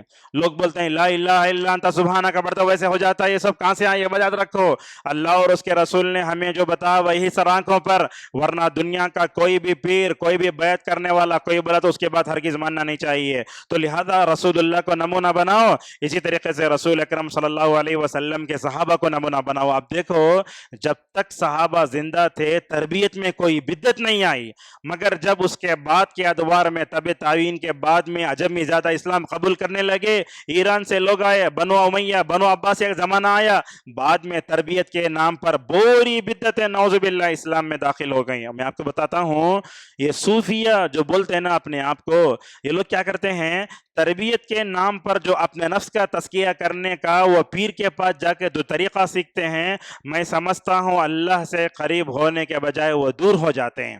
لہذا ہمیں اپنے اصلاح نفس کا وہی طریقہ اپنانا چاہیے جو رسول اکرم صلی اللہ علیہ وسلم نے امت کو بتایا. اصلاح نفس کا 5واں طریقہ یہ ہے کہ کیا سب سے پہلے کیا کرنا چاہیے، جو چیز غلط ہے اسے باہر نکالنا اور جو چیز اچھی ہے اس کے اندر ڈالنا چاہیے. میں آپ کو بتاتا ہوں آپ کے جسم میں بیماری آ گئی، ڈاکٹر کیا کرتا؟ وہ جسم کی بیماری جسم میں سے بیماری کو نکالتا، بعد میں طاقت کے لیے دوا دیتا. اسی لیے علامہ البانی رحمہ اللہ کہتے ہیں سب سے پہلے تمہارے نفس میں جو کبر ہے، غرور ہے، تکبر ہے، بدعت ہے، خرافات ہے اسے نکالو. بعد میں کیا کرو؟ گناہوں کو نکالو گے، اللہ کی نافرمانی کو نکالو گے، ماشاءاللہ اللہ تبارک و تعالیٰ کی جو معرفت ہے وہ مکمل طور پر تمہارے دلوں میں آ جائے گی. آج صوفیہ میں 4 لفظ بڑے مشہور ہیں. کیا ہے؟ طریقت، معرفت، حقیقت، پتہ نہیں کیا ہے. میں تو ایسے بولتا ہوں یہ طریقت، حقیقت، معرفت = جہالت. یہی ہے. یہ طریقت کہاں سے آ گئی؟ معرفت کہاں سے آ گئی؟ ہمارے پاس تو کیا ہے؟ 4 چیزیں ہیں. کیا ہے؟ ایمان، عمل صالح، عمل صالح کے بعد اس عمل صالح کی طرف دعوت دینا، اور عمل صالح کی طرف دعوت دیتے ہوئے انسان کو صبر کا مظاہرہ کرنا چاہیے. لہذا جہاں تک ہو سکے عمل صالح کی طرف توجہ دو. ہمارے کچھ سلفی بھائیوں کو ہم دیکھتے ہیں وہ کیا سمجھتے ہیں، اپنے دل میں توحید آ کر ہمیں اس کے بعد جو کچھ کریں مطلب اللہ معاف کر التا ہمنا. یہ بھی بات غلط ہے. یاد رکھو ایمان کے بعد عمل صالح بہت اہم ہے. اسی طریقے سے 6واں قاعدہ ہے ہم آپ کے سامنے بیان کرتے ہیں. انسان کے تزکیہ نفس کے لیے جو 6واں قاعدہ ہے جو علماء نے بیان فرمایا، یہ تزکیہ نفس کے دروازوں کو بند کرنے والی جتنے چیزیں ان تمام چیزوں کو مکمل طور پر ہمیں ختم کرنا چاہیے. ابن تیمیہ رحمہ اللہ کہتے ہیں میں نے قرآن میں غور کیا، سب سے نفع بخش اور کوئی دعا مجھے سیکھی تو اہدنا الصراط المستقیم ہے. کیا مطلب ہے؟ بندہ سیدھے راستے پر ہے پھر دعا کرتا ہے اے اللہ تو مجھے سیدھے راستے پر چلا. کیا مطلب ہے اس کا مطلب یہ ہوا کہ اے اللہ تو مجھے سیدھے راستے پر چلا، اسی پر ثابت قدم رکھ. اسی لیے اللہ کے نبی صلی اللہ علیہ وسلم دعا کرتے تھے. لہذا معلوم ہوا ہمیں یہ اصلاح نفس کے بارے میں جو کچھ رکاوٹیں آتے ہیں ان رکاوٹوں کو دور کرنا چاہیے. کیا کیا رکاوٹیں؟ آج کے زمانے میں اپنے دل اور اپنے نفس کی اصلاح کے لیے سب سے بڑی رکاوٹ یہ ہمارا اپنا موبائل ہے. نماز ہوتے ہی فوراً لوگ میسج دیکھتے ہیں، نماز ہوتے ہی فوراً کال کرتے ہیں۔ اگر آپ موبائل میں سے دعائیں اٹھا کر پڑھو کوئی حرج نہیں ہے، مگر نماز کے بعد ذکر و اذکار سے اپنے آپ کو الگ کر لینا اور دعاؤں کا اہتمام نہیں کرنا، فوراً بھاگ جانا، یہ سب جو ہے اچھے لوگوں کی عادت نہیں ہے۔ ابن بطال رحمہ اللہ کہتے ہیں جس کے گناہ زیادہ ہو جائیں اس کو چاہیے کہ وہ نماز کے بعد وہیں بیٹھا رہے۔ ہوتا کیا ہے، نورانی مخلوق ہمارے حق میں دعائیں کرتی ہے۔ کیا دعا کرتی ہے؟ اے اللہ یہ تیرا بندہ تیری خاطر بیٹھا ہے، اس کی مغفرت فرما دے، اسے رحم، اس پر تو رحمت نازل فرما۔ دوسرے وقت میں ہم علماء سے بولتے دعا کرو کرو، مگر یہ نورانی مخلوق فرشتے آپ کے حق میں مفت دعائیں کرتے، لینے والا کوئی بھی نہیں ہے، لہٰذا اس کی طرف بھی توجہ دیں۔ اسی طریقے سے ہمیں اپنے نفس کا تزکیہ کرنے کے لیے موت کو بار بار یاد کرنا چاہیے۔ ایک روایت میں آتا ہے رسول اکرم صلی اللہ علیہ وسلم فرماتے لوگو نماز میں موت کو یاد کرو۔ وہ کیسا؟ ہر سجدے کو آخری اپنا سجدہ سمجھو، نماز پڑھ رہے ہیں ہر نماز کو آخری نماز سمجھو۔ یہ کیا ایمان تھا حضرت خبیب رضی اللہ عنہ کا! کیا کیا؟ ان کو پکڑ کر لے جایا گیا، کہاں؟ مکے میں پکڑ کر لے جایا گیا۔ ایک دن انہوں نے اپنا استرا جو حجام کے بہت نا وہ نکالا، وہ نکالتے ہی جس گھر میں ان کو بند کیا گیا تھا ایک عورت آنے آ کر کہا کیا تم میرے بچے کو مارتے ہو؟ استرا دیکھ کر وہ سمجھ گئی میرے بچے کو مار دو گے، نہیں میرے بچے کو نہیں مارو۔ کیوں؟ اللہ کے پاس جانے سے پہلے جہاں جہاں کے بال نکالنا تھا وہ بال نکال کر پاک ہو رہے ماشاءاللہ خوب رضی اللہ عنہ۔ اور اس کے بعد جب ان کو پھانسی پر چڑھایا گیا، پھانسی پر چڑھائے جانے سے پہلے پوچھا کیا تم یہ چاہتے ہو کہ تمہاری جگہ محمد صلی اللہ علیہ وسلم کو پھانسی دے دے؟ کیا محبت تھی حضرات صحابہ کرام کی۔ خبیب رضی اللہ عنہ کہنے لگے اللہ کے نبی صلی اللہ علیہ وسلم کو، اللہ کے نبی کے پیر میں میری خاطر کانٹا بھی چبھے میں برداشت نہیں کرتا۔ یہ بات کہ خبیب رضی اللہ عنہ نے پھانسی پر چڑھانے کی تیاری ہو رہی ہے، لوگوں نے پوچھا تمہاری آخری خواہش کیا ہے؟ کیا اللہ سے تعلق تھا؟ خبیب رضی اللہ عنہ دوسرا کوئی ہوتا تو بولتے ایک مرتبہ بیوی سے مل لیتا ہوں، بچے سے مل لیتا ہوں، آج وہی تو ہوتا ہے۔ خبیب رضی اللہ عنہ کہنے لگے اللہ کے حضور میں جانے سے پہلے 2 رکعت نماز پڑھنے کی مجھے تو ماشاءاللہ کیا کرو، امید دو، مجھے مہلت دو۔ خبیب رضی اللہ عنہ اپنے زندگی کی آخری نماز پڑھ رہے ہیں۔ خبیب رضی اللہ عنہ کہتے ہیں میں جب اپنی زندگی کی آخری نماز پڑھنے لگا میرا دل میں یہ کہہ رہا تھا کہ نماز کو لمبا کروں۔ کیوں؟ اس لیے کہ یہ میری زندگی کی آخری نماز تھی، مگر میں اپنی نماز کو مختصر کر لیا۔ فوراً نماز سے مختصر کرنے کے بعد اپنے دشمنوں سے کہنے لگا اے دشمنوں تم مجھے دنیا کے میں ختم کر رہے ہو، میری زندگی مجھے پھانسی پر چڑھا رہے ہو، میں نے اپنے زندگی کی آخری نماز پڑھی ہے، دل تو یہ چاہتا تھا کہ کیا کروں، اللہ تبارک و تعالیٰ سے محبت کے نتیجے میں نماز کو لمبا کروں۔ اگر میں نماز کو لمبا کروں گا تم کہو گے خبیب موت کے ڈر سے نماز کو لمبا کر رہا ہے۔ اللہ اکبر! کیا یہ اپنے نفس کا تزکیہ کرتے تھے حضرات صحابہ کرام۔ اس طریقے سے ہمیں اپنے نفس کا تزکیہ کرنے کے لیے موت کو بار بار یاد کرنا چاہیے۔ موت کو بار بار یاد کرنے کے لیے میں کچھ نسخے بتاتا ہوں، سن لیے۔ کوئی لمبی چوڑی تقریر کرنے کی ضرورت نہیں ہے، سورہ فاتحہ پڑھتے نا اس میں دیکھو مالک یوم الدین، یہ آیت آپ کو آخرت کی یاد دلانے کے لیے کافی ہے۔ آپ بولتے اے اللہ تو بدلے کے دن کا مالک ہے، اگر وہاں کوئی کھڑے ہو کر سمجھ کر اس کو پڑھ لے میں سمجھتا ہوں آخرت کی تیاری کے لیے بیٹھنے کی بھی ضرورت نہیں ہے۔ اور اسی طریقے سے ذرا سوتے وقت دیکھو کیا بولتے اللہم بسمک اموت، اے اللہ میں تیرا نام لے کر مرتا ہوں۔ بندہ ہر دن سوتے وقت موت کو یاد کرتا ہے، اسی لیے اللہ کے نبی صلی اللہ علیہ وسلم نے فرمایا یہ موت نیند کی بہن ہے۔ اور بعض روایتوں میں آیا بندہ کہتا ہے اللہ اگر تو میرے زندگی میں خیر رکھا ہے تو میرے روح کو واپس کر، اے اللہ اگر میرے زندگی میں خیر نہیں ہے تو تو میری زندگی کو اپنے پاس رکھ لے، اپنے روح کو اپنے پاس رکھ لے۔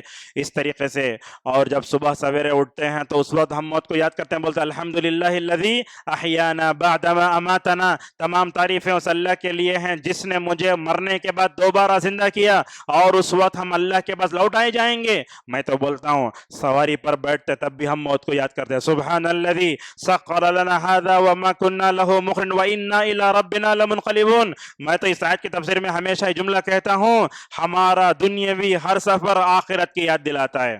اس لیے اللہ کی نبی صلی اللہ علیہ وسلم رات میں سوتے وقت یہ پڑھتے تھے، کیا پڑھتے تھے؟ اے اللہ مجھے اس عذاب سے بچا لے جو عذاب قیامت کے دن دوسروں کو دیا جائے گا، اور آخرت کی تیاری کے لیے اور سب سے آسان نسخہ سورہ ملک کی تلاوت کرو، الذی خلق الموت والحیات لیبلوکم ایکم احسن عملا، اس نے موت اور زندگی آزمائش کے لیے پیدا کی ہے۔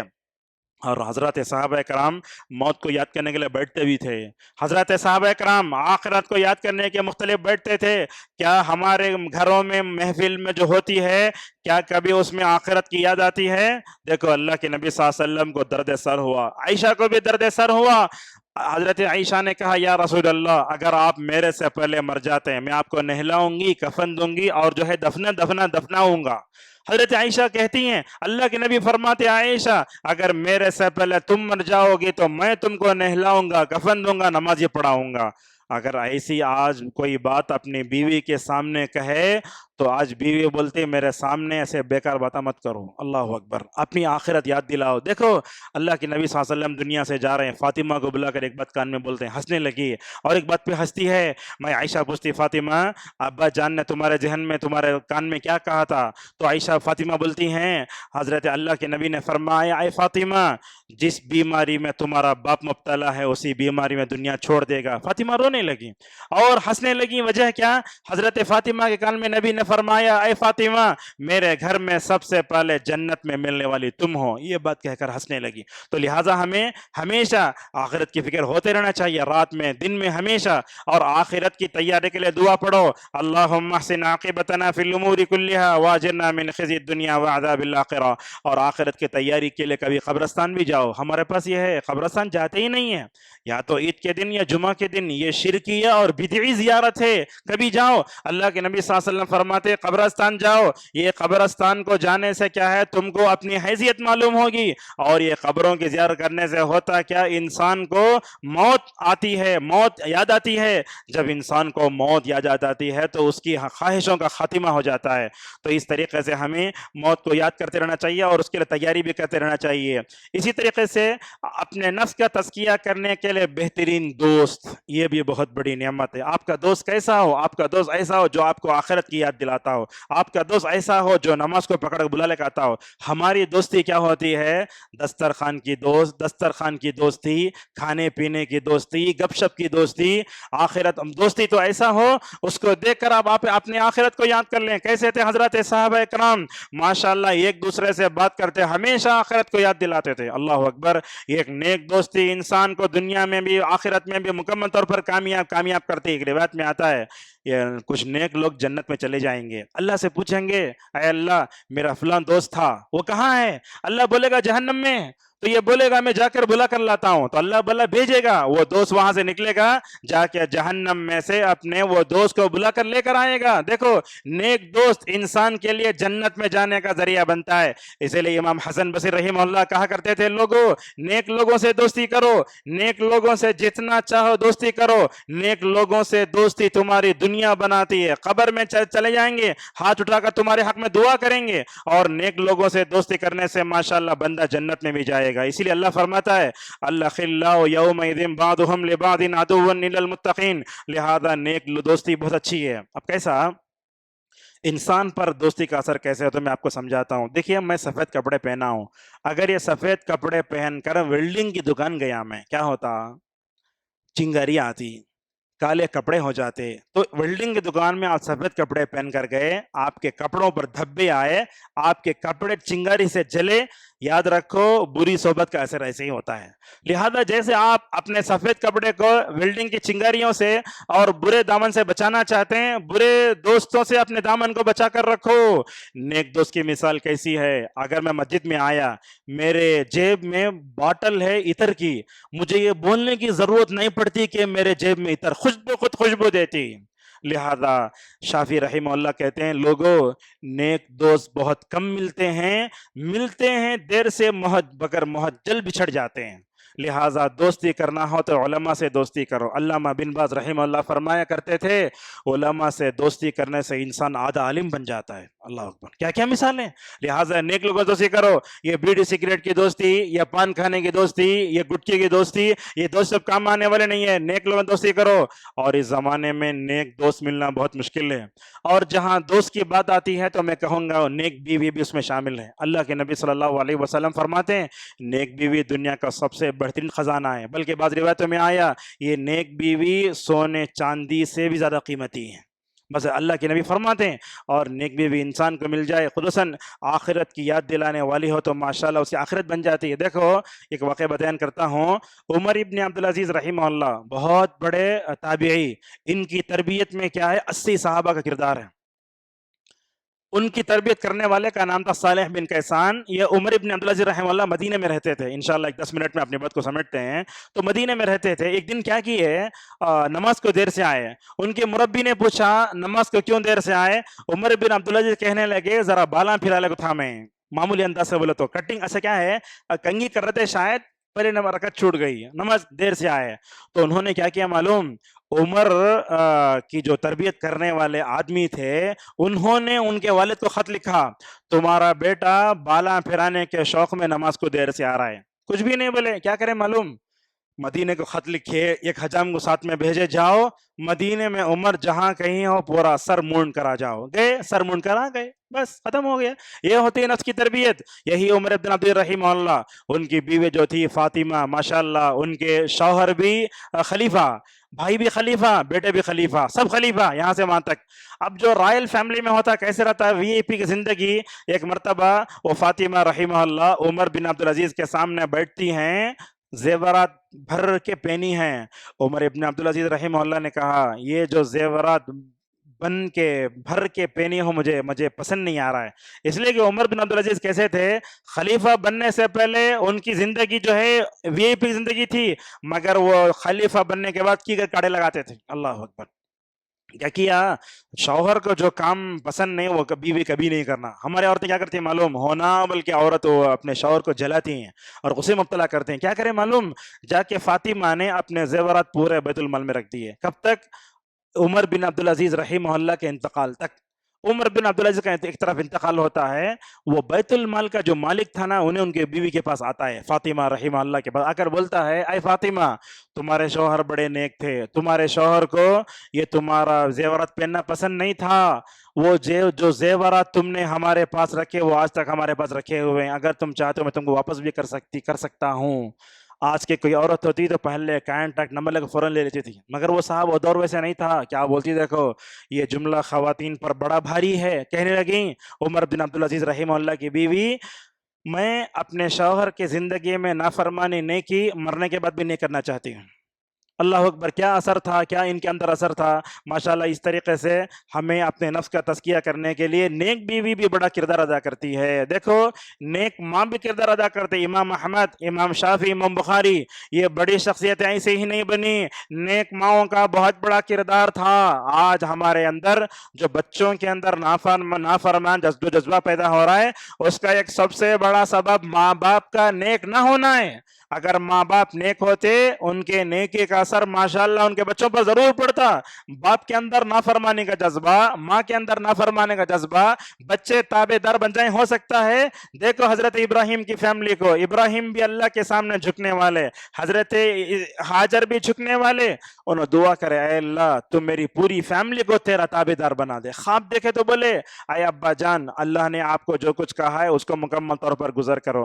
اسی طریقے سے آخر میں دو باتیں ہیں. اپنے نفس کا تزکیہ کرنے کے لیے انسان کو غرور سے اور مطلب تکبر سے بھی دور رہنا چاہیے. ہوتا کیا ہے, ایک دن میں ہمیں 5 نماز جماعت سے پڑھ لیتے ہیں, سنت کا اہتمام کر لیتے, اپنے آپ کو بڑا سمجھنے لگتے ہیں. باہر جا کے سر پھیرے نوجوانوں کو دیکھتے تو شیطان بولتا تمہیں بہت اچھے ہیں. نہیں, غلط ہے یہ. اپنے عبادت پر اگر آپ کو غرور آ گیا سمجھ جاؤ آپ کی عبادت بیکار ہے. کبھی نہیں آنا چاہیے. شیطان روز کرتا ہے, عالم کے پاس نہیں تھا شیطان, وہ کیا کرتا ہے, وہ عابد و زاہد کے پاس آتا ہے. لہٰذا کبھی انسان کو تکبر میں غرور میں مبتلا نہیں ہونا چاہیے. اس موقع پر وہ حدیث یاد آتی ہے, ابو ہریرہ رضی اللہ عنہ کہتے ہیں, کیا کہتے ہیں دیکھو, ابو رضی اللہ عنہ کہتے ہیں ایک دن ایک آدمی کہنے لگا اللہ تمہیں معاف نہیں کرے گا. کون بولا یہ بولنے والا, بڑا عبادت گزار. کبھی کبھی ہم علماء بولتے ہیں اللہ تم نے ہرگز معافی کرتا نہیں. ارے اللہ کی رحمت کو کون ہوتے ہیں آپ محدود کرنے والے, کون ہوتے ہیں آپ بولنے والے. ایک عبادت گزار اپنی عبادت پر غرور میں آ کر بولنے لگا اللہ تجھے ہرگز معاف نہیں کرے گا. اچھا کس کے بارے میں بولا, وہ گنہگار تھا. اللہ کے نبی صلی اللہ علیہ وسلم فرماتے ہیں وہ جو اپنی عبادت پر غرور کرنے والا انسان یہ جو بولا اللہ تجھے معاف نہیں کرے گا, اس جملے نے اس کی دنیا و آخرت تباہ و برباد کر دی ہے. اللہ کے نبی صلی اللہ علیہ وسلم فرماتے، اللہ تعالیٰ فرماتا ہے اے بندے گنہگار، میں تجھ کو معاف کرتا ہوں، اور اس عبادت میں غرور میں مبتلا ہونے والے انسان کو میں نعوذ باللہ جو ہے جہنم رسید کرتا ہوں۔ لہٰذا کبھی بھی اپنی عبادت پر کبھی ہمیں کیا نہیں کرنا چاہیے، غرور نہ ہونا چاہیے۔ دیکھو نبی کریم صلی اللہ علیہ وسلم کو میں سمجھتا ہوں آپ صلی اللہ علیہ وسلم نے دنیا میں عبادت کا جو حق ادا کیا ہے وہ کوئی نہیں کر سکتا، مگر اس کے باوجود بھی بولتے اللہ کے نبی صلی اللہ علیہ وسلم میں اللہ کا شکر گزار بندہ بننا چاہتا ہوں۔ ہم رمضان میں غیر رمضان میں کیا کبھی اتنے مرتبہ ٹہرے ہماری پنڈلیاں پھک جائیں؟ نہیں ہوتا، کبھی نہیں ہوتا۔ کبھی رمضان میں قرت لمبی ہو گئی تو لوگ امام گالی کرنا شروع کر دیتے ہیں۔ ہمیں دنیا کے خاطر تھکنا آیا مگر رب کی خاطر تھکنا نہیں آیا ہمیں۔ لہٰذا اپنے نفس کے اندر مکمل طور پر یہ بات دیکھو کہ اللہ اور اس کے رسول صلی اللہ علیہ وسلم نے ہمیں بتایا ہے کہ ہمیں کبھی بھی اپنے نفس پر غرور نہیں کرنا چاہیے۔ اور ایک بات بھی ہے، انسان کو 3 چیزیں ہلاک کرتی ہیں، اس میں سے انسان کا نفس بھی ہے۔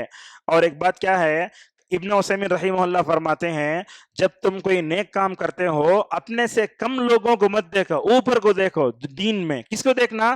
صحابہ کو دیکھنا۔ اگر صحابہ کے جذب عمل کو اگر دیکھ لیے، میں سمجھتا ہوں کوئی انسانیت کا طبقہ حضرات صحابہ اکرام کے عمل کا مقابلہ نہیں کر سکتا۔ کیا کیا تھے؟ حضرت عمر رضی اللہ عنہ پوری زندگی ابو بکر کا مقابلہ کرنے لگے مگر حضرت عمر کبھی بھی آگے نہیں بڑھ سکے۔ بعض علماء تو یہ کہتے ہیں حضرت عمر رضی اللہ عنہ اگر زندگی بھر بھی عبادت کر لیں ابو بکر کے 1 رات کی عبادت کے مرتبے کو نہیں پہنچ سکتے۔ اللہ اکبر۔ یہ ابو بکر صاحب اللہ کے نہیں پوچھتے، جنازے میں گئے تھے عیادت کرنے، نماز پڑھے، اللہ کے نبی جو کچھ پوچھتے حضرت ابو بکر بولتے یا رسول اللہ میں نے وہ کام کر لیا ہے۔ اللہ کے نبی نے فرمایا جس بندے کے اندر یہ نیکیاں جمع ہو جائیں گی وہ جنت میں داخل ہو جائے گا۔ اس موقع پر آپ نے فرمایا تھا میری امت کا ایک آدمی ہے جو جنت کے 8 دروازوں سے بلایا جائے گا، تو اس وقت ابو بکر نے پوچھا یا رسول اللہ میں کیا وہ؟ آپ نے فرمایا ہاں ابو بکر۔ لہٰذا خواتین بھی ہیں، اگر یہ جنت کے 8 دروازوں سے داخل ہونا چاہتی ہیں، نماز، روزہ، زکوٰۃ، صدقہ و خیرات کرنے کے ساتھ ساتھ اپنے شوہر کی اطاعت بہت ضروری ہے۔ آپ ایک طرف نماز پڑھ رہے ہیں، اپنے نفس کا تزکیہ کر رہے ہیں، مگر آپ اپنے شوہر کی نافرمانی یاد رکھو آپ کی عبادت آپ کے سر پر سے بھی نہیں اٹھے گی۔ اور عورت کو اپنی عبادت میں لذت اس وقت ملے گی جب وہ اپنے شوہر کی فرما بردار ہوتی ہے۔ ایک عورت علامہ البانی فون کرتی، شیخ نمازوں میں توجہ نہیں ہے، نماز میں مزاج نہیں ہے۔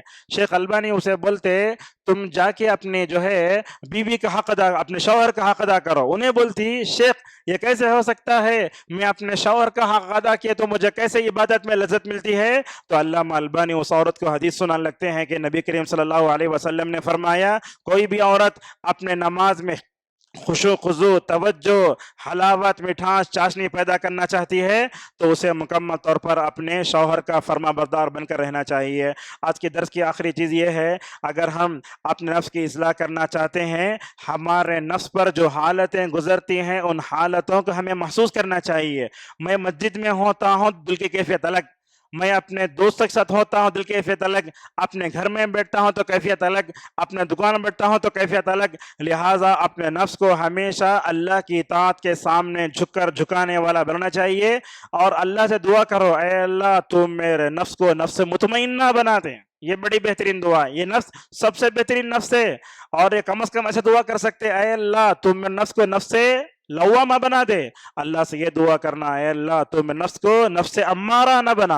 اسی پر اپنی بات کو روکتے ہیں، کہنا یہ ہے اللہ کے نبی صلی اللہ علیہ وسلم کی سیرت کا یہ موقع جب آتا ہے تو ہمیں مکمل طور پر عوام کے سامنے یہ بھی بتانا چاہیے نفس کی اصلاح، دل کی اصلاح کیسے ہوگی۔ میں نے آپ کے سامنے بتایا کہ رسول اکرم صلی اللہ علیہ وسلم اور صحابہ اکرام نے اور اللہ نے جو طریقہ بتایا طریقوں کو مکمل طور پر فالو کرو۔ اور آج کل یوٹیوب کا زمانہ ہے، لوگ کیا کرتے ہیں اصلاح نفس کے نام پر پتہ نہیں نئے نئے طریقے اپناتے ہیں۔ بعض لوگ ایسے آتے ہیں بڑی بڑی پگڑی پہن کر آ جاتے ہیں، اور بعض لوگ باڈی لینگویج سے متاثر ہو جاتے ہیں، اور بعض لوگ جو ہے انہیں عالم نے غیر عالم نے سب دیکھ کر سننا شروع کرتے ہیں۔ یاد رکھو یہ ویورز کی وجہ سے یا اسکریبر کی وجہ سے جو ہے کوئی عالم ربانی نہیں ہوتا۔ یاد رکھو کوئی بھی عالم ہوتا ہے دوسرا عالم اس کے بارے میں بولتا ہے تو مکمل طور پر ایسے علماء کی تقریریں سننا چاہیے۔ جو لوگ ترس سے بولتے یا نہیں تو جو ہے خالی جو زور سے چیختے رہتے، ان لوگوں کا بیان لوگ سنتے ہیں تو اللہ کی رحمت سے مایوس ہو جاتے ہیں۔ میں تو سمجھتا ہوں جو عالم ربانی ہوتا ہے وہ کیا کرتا ہے، مرض بھی بتاتا ساتھ میں دوائی بتاتا ہے، مگر درس میں آنے والے لوگ اور جو لوگ غیر عالم ہوتے ہیں وہ لوگ جب تقریر کرتے ہیں تو عوام مایوس ہو جاتی ہے، انہیں پوچھتے ہیں اس کے بعد کیا کرنا میں، وہ یہ آدھا ڈاکٹر ہوتا ہے۔ ایسا نہیں بننا چاہیے، جو ربانی علماء ہیں ان کی تقریریں سنو، اور خصوصاً عبدالرزاق البدر، میں بار بار بولتا انہوں ہارٹ کے اسپیشلسٹ ہوں۔ ہارٹ بولے تو وہ روح، مطلب روحانی نا، روحانی مطلب گناہوں سے بچنے، اپنے نفس کا تزکیہ کرنے کے لیے ماشاءاللہ ان کا جو منہج ہے وہی منہج رسول اللہ کا تھا، جو صحابہ کرام کا تھا، اور علامہ ابن القیم رحمہ اللہ کو ماشاءاللہ اچھے انداز سے پی لیا ہے۔ اللہ تبارک و تعالی ہم سلفی بھائیوں کو توحید کے ذریعے اپنے نفس کا تزکیہ کرنے کی ہم سب کو توفیق عطا فرمائے۔ ہمارے اسلاف نے اپنے نفس کا جس تزکیہ کیا، اللہ تعالی ہم سب کو ویسے ہی نفس کا تزکیہ کرنے توفیق عطا فرمائے۔ تزکیہ نفس کے بارے میں جو بھی دعائیں رسول اکرم صلی اللہ علیہ وسلم نے بتائیں، تمام دعاؤں کو ہمیں یاد کرنے اور اپنے بیوی بچوں کو یاد کرنے توفیق عطا فرمائے۔ وآخر دعوانا ان الحمد للہ رب العالمین۔